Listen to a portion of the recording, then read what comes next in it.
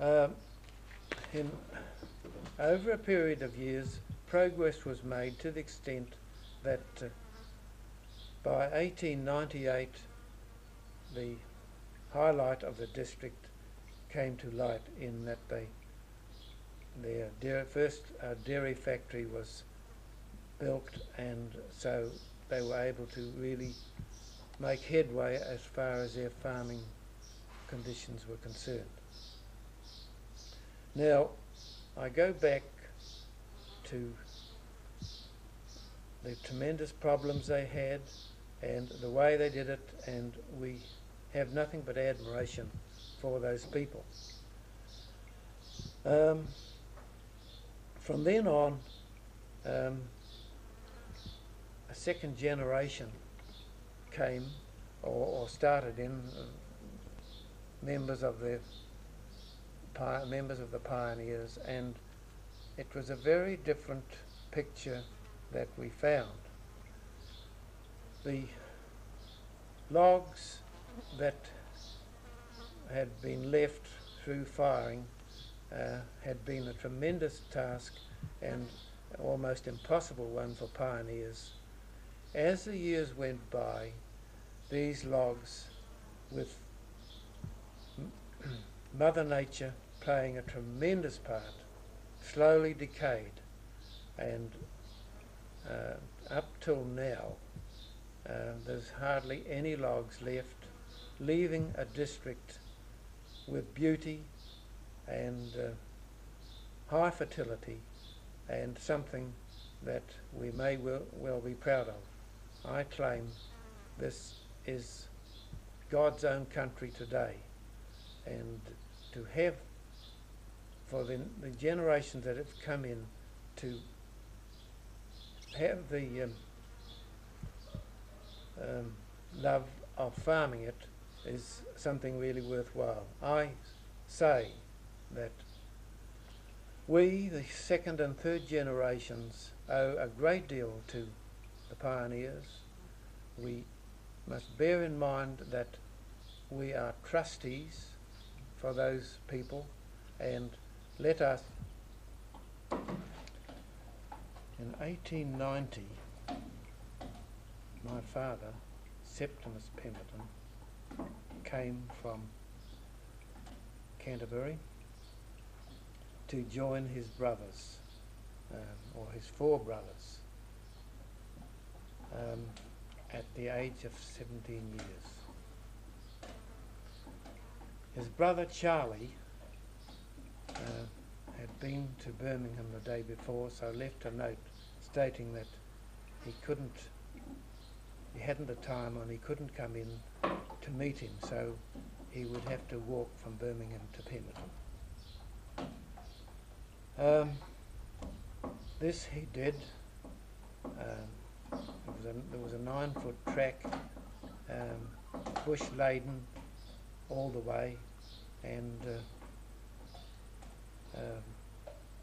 all he can remember greatly was the birds, the tuis and the bellbirds and pigeons, and this is how he was entertained on the way in. It took him a good many hours to walk in, and not knowing where he was coming to or what conditions were really like when he arrived. He duly arrived and stayed with his brother Charlie, and for most of the time he was here, he lived with Charlie Pemberton, who then had married a Miss Field. That's the first story.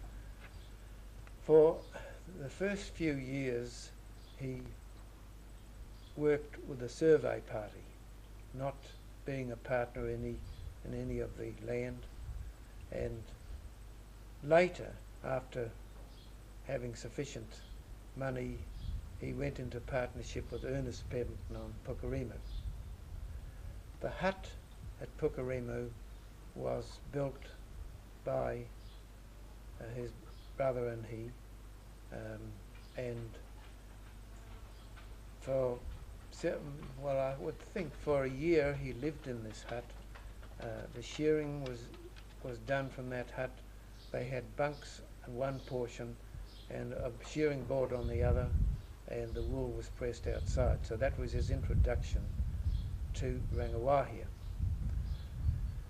Later, he joined his brother and they went into partnership on Pukerima, and he remained in Rangiwahia until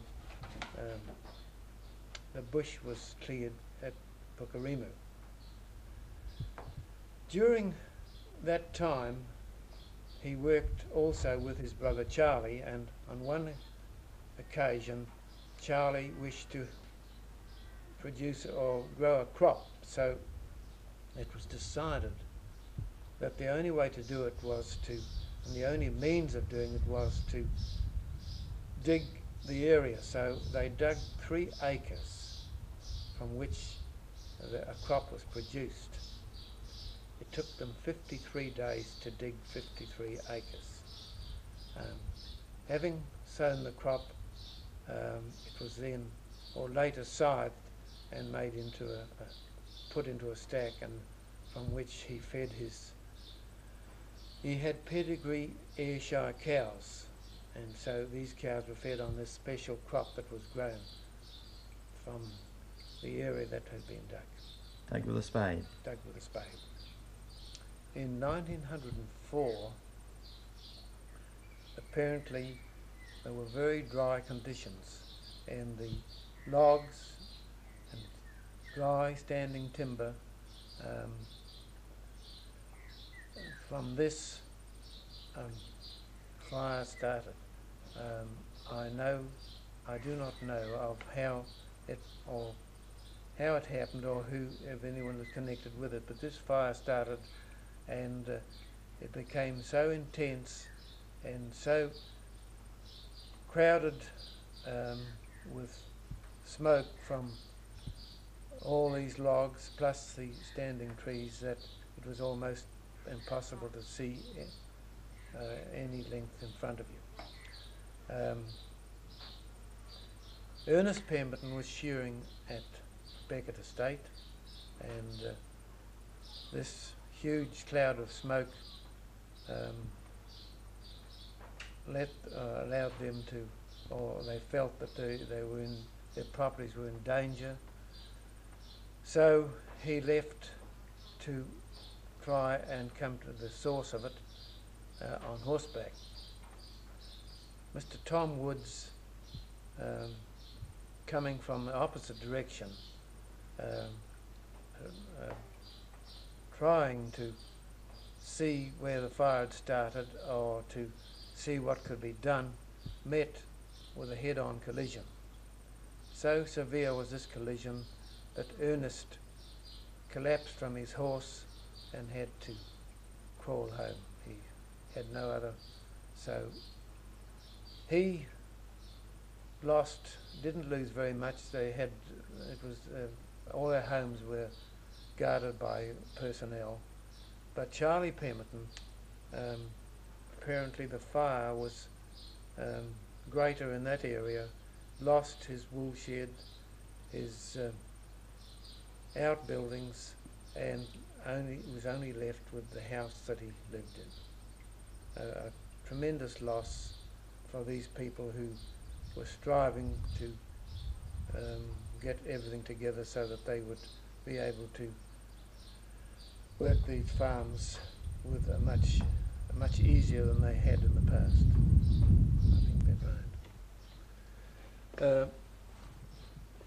My father, or the Pembertons, knew Mr. Tom Wood very, very well, and Mr. Wood had a number of properties in the district and used to travel with a white horse from one property to the other. My father met him on coming home one day, and he said the horse, well, in the very early days,